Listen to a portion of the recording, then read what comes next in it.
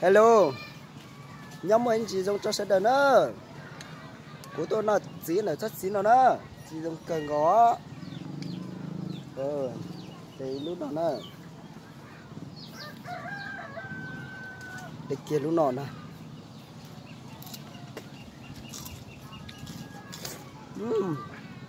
Cắt cần có á. Đơn nuôi ở trong nuôi ở đây. Đã nuôi ở bông rồi. Chỉ thì nó to.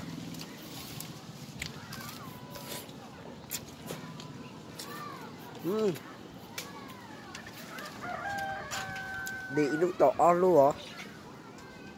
Đi nó mà thiên lái rồi giờ. Đi ít tỏ nữa. Cho ít tỏ. Trường đâu thì sau trời thì xong đâu giờ đi nó nè. Đi lúc tỏ luôn. Lựa ơi mà tụi tập đâu luôn mà. Cá cưng rồi.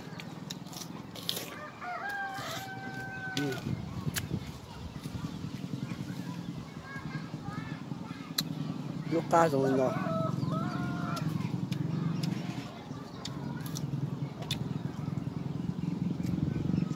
Cái gì nó cắt chặt rồi.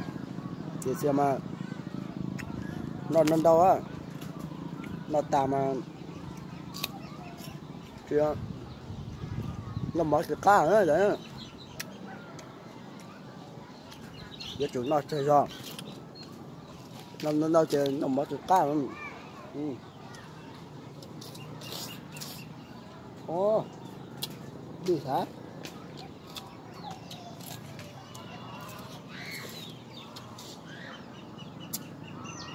Tạo đấy rồi.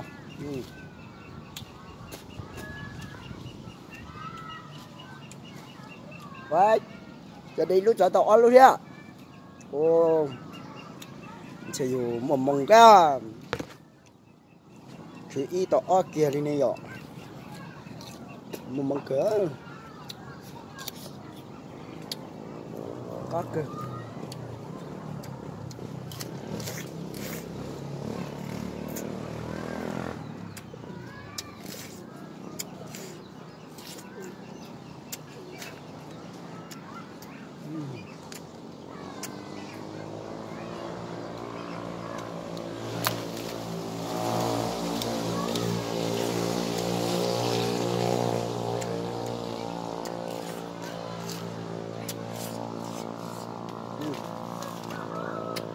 Thì chiếc cần gọi nữa cũng là cái mà người toán sáng là kiểu nhưng cũng nhiều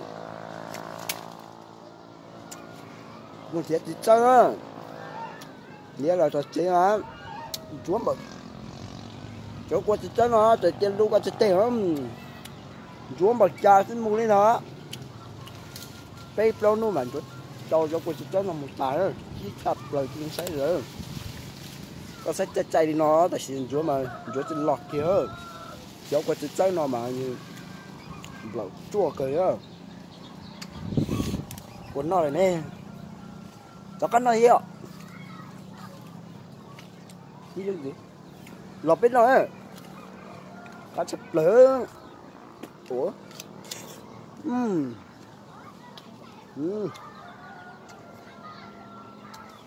dâu thì lấy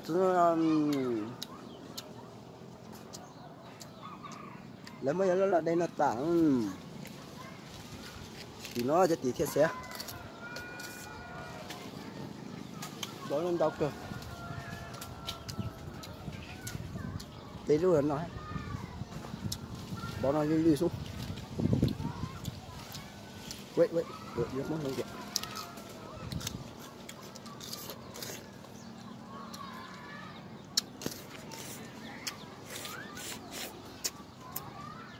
time for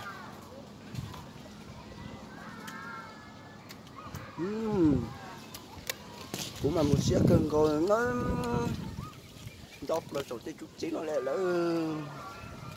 lỡ chỉ nhân nói nó chỉ là cũng đọc là sổ chí nữa nó đâu cắt khẩn rồi đi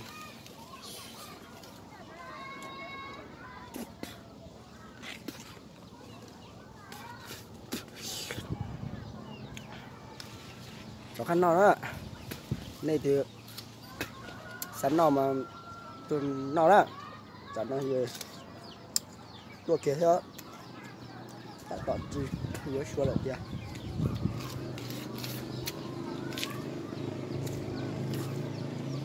sao không mới cho rồi xưa mới cho thật ba nữa rồi đó thì thật ba bây giờ cái xe bây giờ thì luôn chúa đâu hơn đâu nó mà như chuyện mình mê à ấy chụp quậy đâu nó như chết không rồi chưa cũng mất của chân dày thôi gần đấy rồi cho mà quậy như xe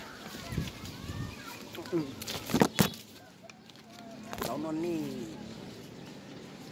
đâu nó đi thì luôn chúa này mình mê và tao nó chỉ tới ba này và chỗ cũng nó nói cái xé này xé liên này tao nó là cũng một chỗ liên này giờ thì nó tạ lại cũng nó tạ ơ cây màu họ mình sẽ cho các con đó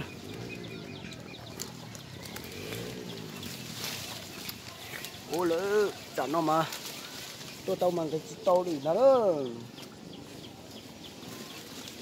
gần đông một hố lớn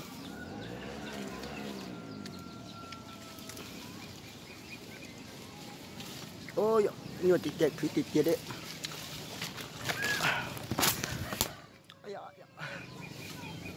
toàn chú họ cá nó lại ra cho nó tao xía rất nhiều cho liên gì nó thiệt xía thì xem nào muốn chỉ tao chơi là đây thì lúa nó đâu nó này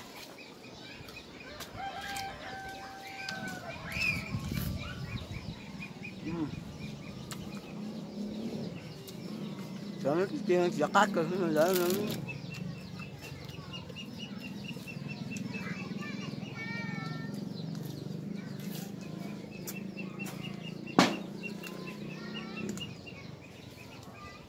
càng khổ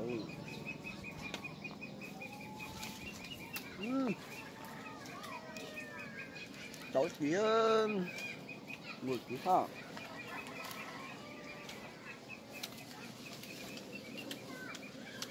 cái vấn đề nó hay mà nó tí đó tao chỉ tiết kiệm một tí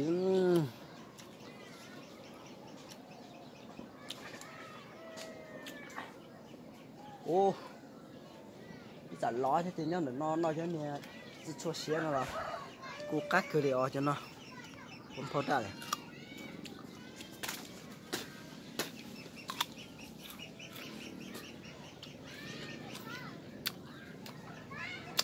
cắt cơm con đúng rồi con khỏi nhá chỉ chi ném thôi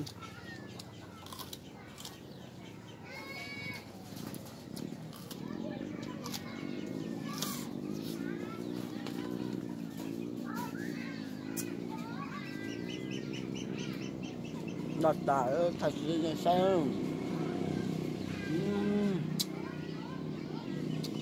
tao cứ gọi cho nó chỉ mê mê vậy nào